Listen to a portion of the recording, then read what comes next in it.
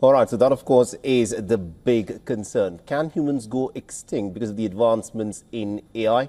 To tell us more on this, we join this broadcast by Mr. Dan Fitzpatrick, who's the author of the AI Classroom and the founder of AIeducator.io, and he's also a chat GPT expert. He's joining us live on this broadcast.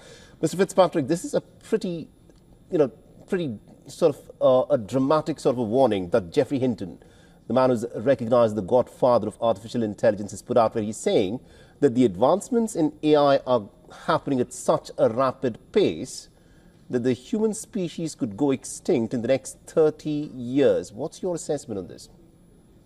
Yeah, it's very dramatic, isn't it? It's great to be with you. Thanks for having me. And I think it's great that we've got people like Geoffrey Hinton out there who are sounding the alarm because I don't think we're doing it as much as we probably should. Now, do I think this is going to happen?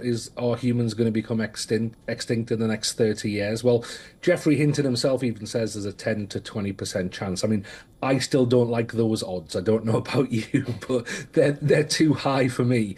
I think we've got to start preparing for it now, and there are going to be numbers of ways of doing this from tackling how we deal with this from an educational point of view and how we bring the next generation's awareness. Also, government, that was also mentioned in your report, governments coming together. I mean, when we recognize that masses of weapons of mass destruction were going to be a huge threat, the world kind of came together and formed a treaty around this.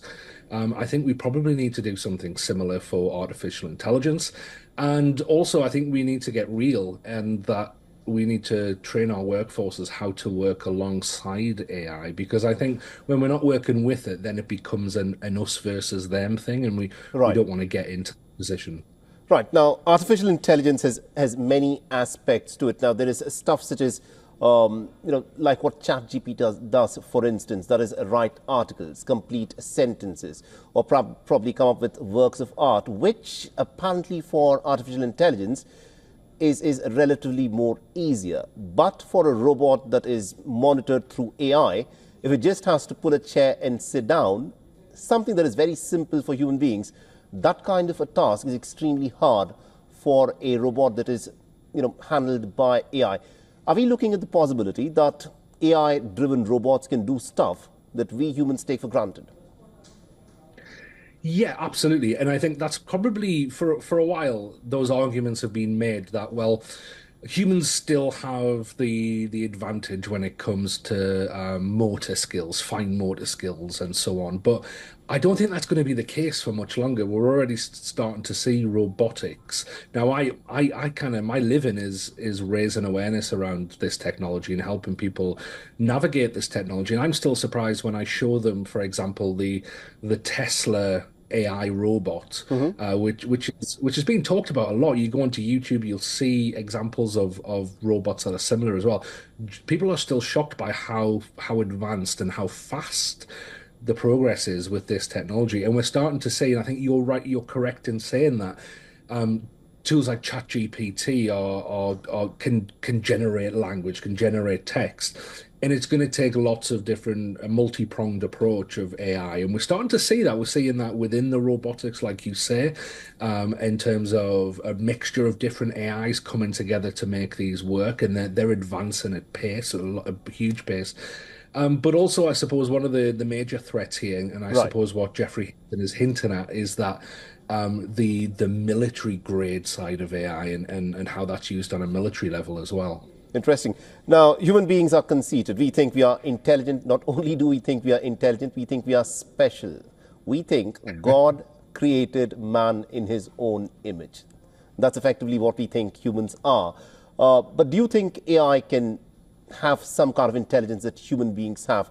For instance, a lot of people say that it is human beings who can think originally.